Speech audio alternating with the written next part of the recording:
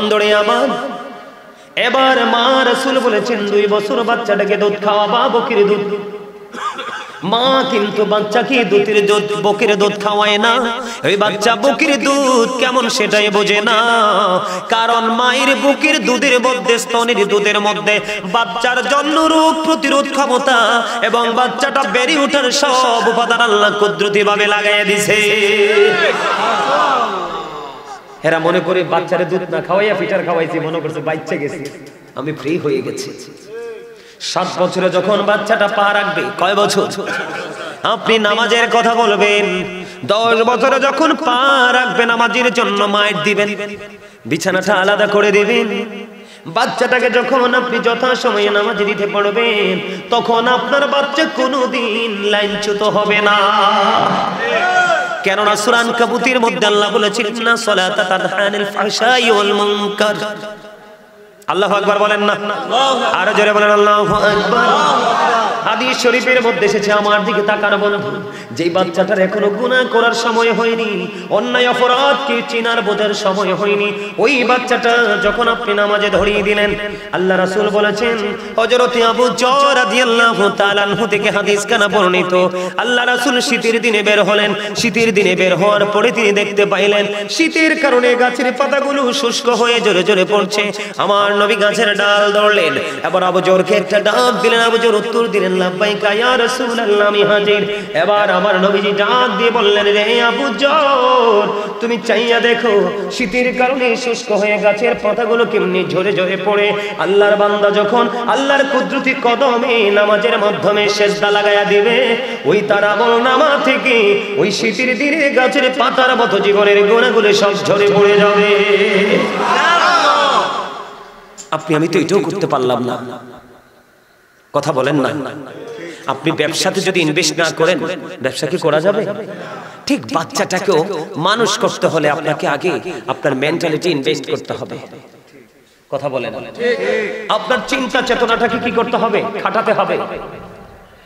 আল্লাহ রাসূল বলেছেন, আমার দিকে তাকান, হাদিস শরীফের মধ্যে আল্লাহ রাসূল বলেছেন, আদিবু আওলাদাকুম আলা সালাতি খিসালিন হুব্বি নবিকুম ওয়া হুব্বি আহলি বাইতিহি ওয়া আলা কিরাতিল কুরআন। আল্লাহ রাসূল বলেছেন, আদিবু আওলাদাকুম আলা সালাতি খিসালিন হুব্বি নবিকুম ওয়া হুব্বি আহলি বাইতিহি ওয়া আলা কিরাতিল কুরআন। রাসূল বলেছেন, তোমরা তোমাদের সন্তানদেরকে 3টি বিষয় শেখাও। কয়টি বিষয়? 3টি বিষয়। প্রথম হলো হুব্বি নবিকুম, it is the love of the profit. নবীর ভালোবাসা শেখাও, কেননা নবীর প্রেমই হলো ঈমান। আর এটা আমরা ঈমানদার হিসেবে নবীকে ভালোবাসাটা আমাদের জন্য ফরজ। নবীকে ভালো না বাসতে পারলে মুমিন হওয়া যাবে না। নামাজ রোজা হজ যাকাত আল্লাহর দরবারে কবুল হবে না। নবীকে কি ভালোবাসার দরকার না? কথা কয় না। রাসূলকে ভালোবাসলে কি আমাদের লস আছে নাকি শুধু লাভ? শুধু লাভ, লাভের কোনো শেষ নাই। সম্মানিত উপস্থিতি, আমি ছোট্ট করে একটা एग्जांपल দেই। আল্লাহর নাম লিখতে কয়টা হরফ লাগে? কয়টা? আলিফ লাম লাম হা। কয়টা?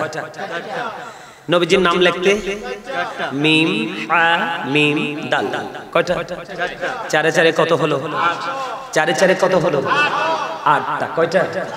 এই 8টা হরফের উপর নিচে কোনো নকতা নাই কি নাই? রহস্য খুঁজে দেখেন, জান্নাত বানিয়ে দিয়েছে আল্লাহ 8টা। আল্লাহ আল্লাহর হাবিবের সাথে প্রেমের ডুরি লাগাইয়া জান্নাত বানিয়ে দিল।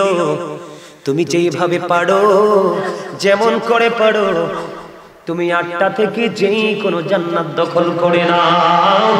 তবে জান্নাত দখল করতে হলে, বসতি বানাতে হলে তোমার ঠিকানা মদিনায়, তোমাকে মদিনায় যেতে হবে।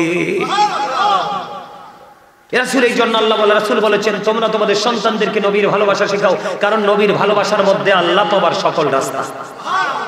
কথা কয় না। ইহুদি খ্রিস্টানের একটা ধর্মগ্রন্থ, যেটাকে ইংলিশে বলা হয় দা ওল্ড ও নিউ টেস্টামেন্ট, ওটা দ্বারা তারা প্রমাণ করেছে, he that loveth not knoweth not God, for God is love।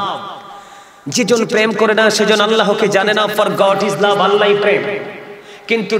কিন্তু আল্লাহ রাব্বুল আলামিন তাদের এই প্রেম ভালোবাসাকে কবুল করলেন না।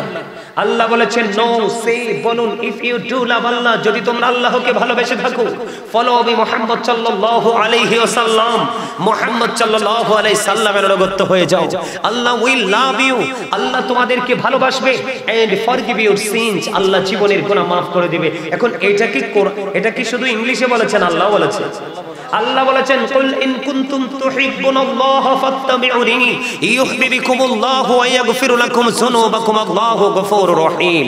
আল্লাহ রাব্বুল আলামিন কোরআনে বলেছেন আল্লাহকে পাইতে হলে, আল্লাহকে রাজি করতে হলে মদিনায় যেতে হবে, ওখানে গেলে আল্লাহর ভালোবাসা পাবেন এবং জীবনের গুনাহ maaf হয়ে যাবে। এই জন্য রাসূল বলেছেন হুব্বি নাবিকুম, তোমরা তোমাদের সন্তানদেরকে রাসূলের ভালোবাসা শেখাও। এরপরে বলেছেন হুব্বি আহলে বাইতিহি, রাসূলের ফ্যামিলি পরিবার, teach family love, teach the love of the profit, teach family লাভ, নবীর ভালোবাসা এবং নবীর পরিবারের ভালোবাসা, এই দুটোই আমরা ঈমানদার হিসাবে আমাদের জন্য ফরজ। এরপরে বলেছেন ওয়া আলা কিরাআতিল কুরআন, তোমরা তোমাদের সন্তানদেরকে কোরআন তেলাওয়াত শেখাও। সুবহানাল্লাহ বলেন না কেন? আরো জোরে। কারণ Allah is all in all, follow his law and light for eternal success. Allah তো সব, কিন্তু তারপরে আল্লাহ আমাদের জন্য দুটো জিনিস বরাদ্দ করে দিয়েছেন, ল এন্ড লাইট। একটা হলো ল মানে কি? আইন। এই আইনের ভান্ডার কি? কোরআন। আর আইন বুঝতে হবে না? আইন বোঝার জন্য পাঠিয়েছেন যাকে বলা হয় ইংলিশে লাইট, আরবিতে নূর, বাংলাতে বলা হয় আলো। সেই নবী বুঝেছেন, নবী থেকে বুঝে রেখেছেন আবু বকর, আবু বকর থেকে বুঝে রেখেছেন হযরতে ওমর, ওমর থেকে বুঝে রেখেছেন হযরতে ওসমান জিন নূরাইন রাদিয়াল্লাহু তাআলা আনহু। ওসমান জিন নূরাইন রাদিয়াল্লাহু তাআলা আনহুর জামানায় সে কোরআনটা লিখিত হলো। আজকে সেই আদর্শ আমাদের মধ্যে না থাকার কারণেই আজকে বাচ্চা কাচ্চা, সন্তান সন্ততি পথভ্রষ্ট হয়ে যাচ্ছে।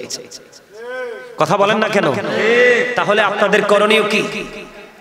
সব ধরনের ট্রেনিং আপনি আপনার সন্তানদেরকে দিতে হবে, অন্যথায় কিন্তু উপায় কথা বুঝেন না মা? আপনারা কি শুধু ইসলামটাকে কায়েম করে গেলে চলবে না, পরবর্তী জেনারেশনও লাগবে। তাহলে আপনাকে, আমাকে, আমাদের সবাইকে কি হতে হবে? অ্যাক্টিভ হতে হবে, ঠিক না? আরো জোরে বলেন। এবার আসেন, যদি আপনি আপনার সন্তানদেরকে যদি সেই শিক্ষাটা দিতে পারেন, তাহলে কি হবে? আপনার সন্তান মানুষের মতো মানুষ হবে। আপনার এই মাহফিলের প্যান্ডেল আর খালি থাকবে না, মসজিদ আর খালি থাকবে না, জুম্মার দিনে মুসল্লি সবার পরে যাবে না। কথা কয় না কেন? যেমন আমি যখন দুরূদ পড়েছি, অনেকেই পড়েননি, আবার অনেকে চলেও গেছে। দুরূদ পড়লে কি লস?